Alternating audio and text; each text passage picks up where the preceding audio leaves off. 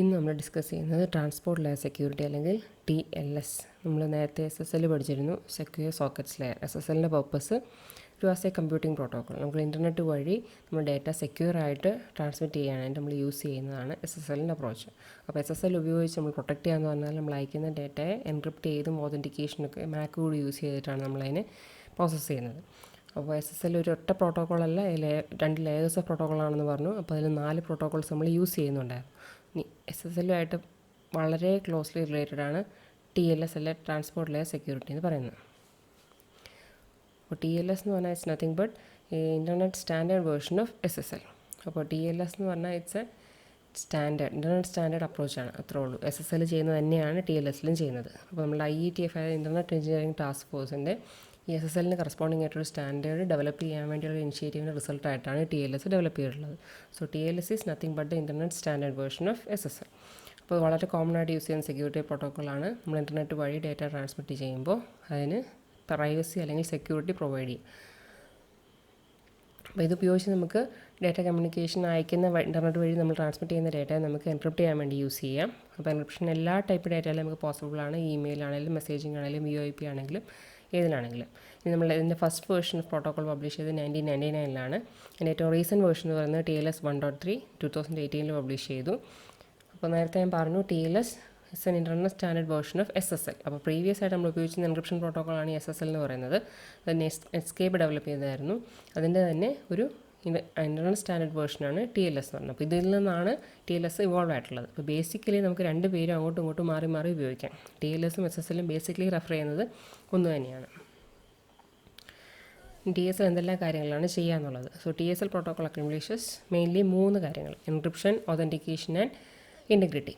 അപ്പോൾ എൻക്രിപ്ഷൻ എന്ന് പറഞ്ഞാൽ നമുക്ക് അതിൻ്റെ പർപ്പസ് നമുക്കറിയാം. നമ്മൾ A to B ഒരു കമ്മ്യൂണിക്കേഷൻ പോകുന്നു. അപ്പോൾ പോകുമ്പോൾ ഈ A അയച്ച മെസ്സേജ് Bക്ക് മാത്രമേ കിട്ടാൻ പാടുള്ളൂ, B മാത്രമേ അത് റീഡ് ചെയ്യാൻ പാടുള്ളൂ. അപ്പോൾ ഇൻ്റർനെറ്റ് റെസിപ്പിന് മാത്രം അതിനെ റീഡ് ചെയ്യുക. അതിൽ പോകുന്ന വഴിക്ക് തേർഡ് പാർട്ടീസിനൊന്നും ആ മെസ്സേജ് അല്ലെ ഇൻഫർമേഷൻ ആക്സസിബിൾ ആവാത്ത രീതിയിൽ വേണം നമ്മളതിനെ കമ്മ്യൂണിക്കേറ്റ് ചെയ്യാൻ. അപ്പോൾ അത് അല്ലെങ്കിൽ ഡേറ്റ നമ്മൾ ട്രാൻസ്ഫർ പോകുന്ന വഴിക്ക് അല്ലെങ്കിൽ ട്രാൻസിറ്റിൽ ഉള്ള സമയത്ത് അതിനെ നമ്മൾ ബാക്കിയുള്ളവരിൽ നിന്ന് ഹൈഡ് ചെയ്യുക. That is hide the data being transferred from third parties. അതിനുവേണ്ടി നമ്മൾ ഉപയോഗിക്കുന്ന അപ്രോച്ചാണ് എൻക്രിപ്ഷൻ. ഡേറ്റ പ്ലെയിനായിട്ട് അയക്കുന്നതിന് പകരം നമ്മളതിനെ എൻക്രിപ്റ്റ് ചെയ്ത് റീഡബിൾ അല്ലാത്തൊരു ഫോമിലാക്കി അയക്കുന്നു. അപ്പോൾ ഇൻ്റർനെറ്റ് റെസിപ്പിയൻറ്റ് മാത്രം അതിനെ ഡീക്രിപ്റ്റ് ചെയ്തെടുക്കാൻ പറ്റുന്ന രീതിയിലായിരിക്കും നമ്മൾ ഈ പ്രോസസ്സ് ചെയ്യുന്നത്. അപ്പോൾ അതാണ് TLS ചെയ്യുന്ന first task. Second one is authentication. അപ്പോൾ ഒരു കമ്മ്യൂണിക്കേഷൻ നടന്നു, A to B ഒരു മെസ്സേജ് പോയി. അപ്പോൾ Bക്ക് ഈ മെസ്സേജ് കിട്ടിയപ്പോൾ ഇത് ആക്ച്വലി Aയിൽ നിന്ന് വന്നതാണെന്ന് A ക്ലെയിം ചെയ്യുന്നുണ്ട്. പക്ഷേ ആക്ച്വലി A അയച്ചത് തന്നെയാണോ എന്നുള്ളത് Bക്ക് എൻഷുർ ചെയ്യാൻ പറ്റണം. അപ്പോൾ അതിനുവേണ്ടി ഉപയോഗിക്കുന്ന പ്രോസസ്സാണ് authentication. That is it ensures that the parties exchanging information are who they claim to be. അപ്പോൾ ആരാണോ ഈ മെസ്സേജ് അയച്ചതെന്ന് ക്ലെയിം ചെയ്യുന്നത് അവർ തന്നെയാണ് ഇത് അയച്ചതെന്നുള്ളത് ഉറപ്പാക്കുക. അപ്പോൾ A ആണ് Bക്ക് അയച്ചതെങ്കിൽ A തന്നെയാണ് അയച്ചതെന്നുള്ളത് Bക്ക് എൻഷുർ ചെയ്യാൻ പറ്റുക. അതിനുവേണ്ടിയാണ് നമ്മൾ ഓതൻറ്റിക്കേഷൻ മെത്തേഡ് യൂസ് ചെയ്യുന്നത്. Then the third task is integrity. അപ്പോൾ ഇൻറ്റഗ്രിറ്റി എന്ന് പറഞ്ഞാൽ നമുക്കറിയാം, അയച്ച മെസ്സേജ് എന്താണോ അത് തന്നെയായിരിക്കും റെസിപ്പിയനിൽ എത്തിയിട്ടുണ്ടാകുന്നത്. പോകുന്ന വഴിക്കോ ട്രാൻസിറ്റിലോ അതിന് യാതൊരു മോഡിഫിക്കേഷനും ഉണ്ടായിട്ടുണ്ടാകാൻ പാടില്ല. So it verifies that the data has not been forced അല്ലെങ്കിൽ ഓർ ടാമ്പേർഡ് വിത്ത്. പോണ വഴിക്ക് അതിനെ മോഡിഫൈ ചെയ്യപ്പെടുക അല്ലെങ്കിൽ എന്തെങ്കിലും കറപ്ഷൻ ഉണ്ടാവുകയോ ഉണ്ടായിട്ടില്ല എന്നുള്ളത് എൻഷുർ ചെയ്യാം. അതിനുവേണ്ടിയാണ് നമ്മൾ ഇൻറ്റഗ്രിറ്റി എൻഷുർ ചെയ്യാനുള്ള പ്രോസസ്സ് യൂസ് ചെയ്യുന്നത്. അപ്പോൾ TLS ചെയ്യുന്ന 3 ടാസ്കുകൾ: ഒന്ന് എൻക്രിപ്ഷൻ, പിന്നെ ഒന്ന് authentication, and next is integrity. TLS എങ്ങനെയാണ് വർക്ക് ചെയ്യുന്നുള്ളത്. അപ്പോൾ വർക്കിംഗ് ശരിക്കും കംപ്ലീറ്റ്ലി ഡിഫറെൻ്റ് ഒന്നുമല്ല. നമ്മൾ നേരത്തെ പഠിച്ചിട്ടുള്ള SSLൻ്റെ വർക്കിംഗ് തന്നെയാണ് TLSൻ്റെ കേസിലും വരുന്നത്. സോ ഒരു വെബ്സൈറ്റ് അല്ലെങ്കിൽ ആപ്ലിക്കേഷനിൽ TLS യൂസ് ചെയ്യണമെന്നുണ്ടെങ്കിൽ ഫസ്റ്റ് ചെയ്യേണ്ടത് TLS സർട്ടിഫിക്കറ്റ് അത് ഇൻസ്റ്റാൾ ചെയ്യണം. അപ്പോൾ ഈ സർട്ടിഫിക്കറ്റ് എന്ന് പറഞ്ഞാൽ നമുക്കറിയാം, അത് ആളുടെ സ്വന്തം ഐഡൻറ്റിറ്റി ക്ലെയിം ചെയ്യാൻ വേണ്ടി ആൾക്ക് യൂസ് ചെയ്യാൻ പറ്റുന്നതാണ് TLS സർട്ടിഫിക്കറ്റ്. അപ്പോൾ ഒരു പേഴ്സണോ അല്ലെങ്കിൽ ഒരു ബിസിനസ് ആണെങ്കിൽ അവർ ഓൺ ചെയ്യുന്ന ആ പർട്ടിക്കുലർ ഡൊമൈൻ അവർ ഫസ്റ്റ് ചെയ്യേണ്ടത് സർട്ടിഫിക്കറ്റ് അതോറിറ്റിയായിട്ട് കമ്മ്യൂണിക്കേറ്റ് ചെയ്തിട്ട് അവരൊരു സർട്ടിഫിക്കറ്റ് അതിന് വാങ്ങിച്ചെടുക്കുക. അപ്പോൾ അവർക്ക് വേണ്ടി ഒരു TLS സർട്ടിഫിക്കറ്റ് അല്ലെങ്കിൽ ഒരു SSL സർട്ടിഫിക്കറ്റ്. അപ്പോൾ ആ സർട്ടിഫിക്കറ്റിനുള്ളിൽ അവരുടെ ഐഡൻറ്റിറ്റി ക്ലെയിം ചെയ്യാനുള്ള കമ്പോണൻസ് ആയിരിക്കും ഉണ്ടാവുക. അപ്പോൾ ഈ സർട്ടിഫിക്കറ്റ് അവരുടെ ഒറിജിനൽ സെർവറിൽ ഇൻസ്റ്റാൾ ചെയ്യുക. Original server is nothing but നമുക്ക് ഇൻ്റർനെറ്റിൽ നിന്ന് വരുന്ന ഇൻകമിംഗ് റിക്വസ്റ്റിനെ പ്രോസസ്സ് ചെയ്യാൻ വേണ്ടി ഉപയോഗിക്കുന്ന നെറ്റ്വർക്ക് എൻഡിലുള്ള ഒരു സെർവർ. അത്രേ ഉള്ളൂ ഒറിജിനൽ സെർവർ എന്ന് പറഞ്ഞാൽ.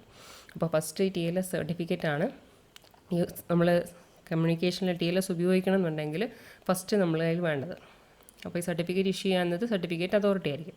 അപ്പോൾ അവരുമായിട്ട് ഈ ഡൊമൈൻ ഓൺ ചെയ്യുന്നവർ കമ്മ്യൂണിക്കേറ്റ് ചെയ്തിട്ട് വേണം സർട്ടിഫിക്കറ്റ് റിസീവ് ചെയ്യാൻ. ഇനി സർട്ടിഫിക്കറ്റിനുള്ളിൽ ഉണ്ടാകുന്ന ഇൻഫർമേഷൻ വെച്ചാൽ ആരാണ് ഡൊമൈൻ ഓൺ ചെയ്യുന്നത്, അല്ലെങ്കിൽ അവരുടെ സെർവറിനെ പബ്ലിക് കീ എന്താണ്, ഈ പറഞ്ഞ കമ്പോണൻസ് രണ്ടും അതിനുള്ളിൽ മസ്റ്റായിട്ട് ഉണ്ടാവും. അപ്പോൾ ആ സർട്ടിഫിക്കറ്റ് ഉപയോഗിച്ച് സെർവറിൻ്റെ ഐഡൻറ്റിറ്റി വാലിഡേറ്റ് ചെയ്യാൻ പറ്റും. അപ്പോൾ ആ പബ്ലിക് കീ ആണ് നെക്സ്റ്റ് അയാളുമായിട്ട് കമ്മ്യൂണിക്കേഷൻസിന് അല്ലെങ്കിൽ അയാളുടെ വാലിഡിറ്റി എൻഷുർ ചെയ്യാൻ വേണ്ടി നമുക്ക് ഉപയോഗിക്കാൻ പറ്റുക. ഇനി TLS കണക്ഷൻ നമ്മൾ സ്റ്റാർട്ട് ചെയ്യണമെന്നുണ്ടെങ്കിൽ നമ്മൾ SSL പറഞ്ഞ പോലെ തന്നെ അതേ സ്റ്റെപ്സ് തന്നെ നമ്മളാണ് ഇവിടെ ഫോളോ ചെയ്യേണ്ടത്. അപ്പോൾ SSLൻ്റെ കേസിൽ നമ്മൾ 4 പ്രോട്ടോകോൾസ് പറഞ്ഞു. അപ്പോൾ അതിൽ തന്നെ ഏറ്റവും ഇമ്പോർട്ടൻ്റ് ആയിട്ട് ഏറ്റവും കോംപ്ലക്സ് ആയിട്ട് നമ്മൾ പറഞ്ഞത് SSL ഹാൻഡ് ഷേക്ക് പ്രോട്ടോകോളായിരുന്നു. അപ്പോൾ ഹാൻഡ് ഷേക്ക് എന്ന് പറഞ്ഞാൽ അതിൻ്റെ അകത്ത് 4 സ്റ്റെപ്സ് 4 ഫേസസ് ആണ് നമ്മൾ പറഞ്ഞു തരുന്നത്. അപ്പോൾ ഈ 4 ഫേസിൽ നമ്മൾ കുറേ series of messages client to server പോകുന്നു, സെർവർ തിരിച്ച് ഇങ്ങോട്ട് വരുന്നു, ഇവിടുന്ന് അങ്ങോട്ടും പോകുന്നു. അപ്പോൾ ഈ മെസ്സേജുകളെല്ലാം നടന്ന് മെസ്സേജുകളിലെല്ലാം കംപ്ലീഷൻ ആകുമ്പോൾ അല്ലെങ്കിൽ ഹാൻഡ് ഷേക്കിൻ്റെ കംപ്ലീഷൻ കഴിഞ്ഞിട്ട് മാത്രമേ നമുക്ക് ഡാറ്റ ട്രാൻസ്മിറ്റ് ചെയ്യാൻ പറ്റുള്ളൂ. അപ്പോൾ അതുവരെ നമ്മളതിൻ്റെ പ്രീ പ്രോസസ്സിംഗ് ആണ്.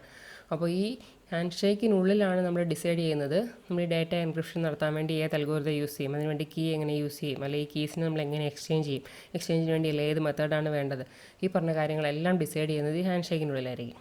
അപ്പോൾ നമ്മളുടെ TLS hand shake SSL hand shake എന്ന് പറഞ്ഞാൽ ഐഡൻറ്റിക്കലാണ്.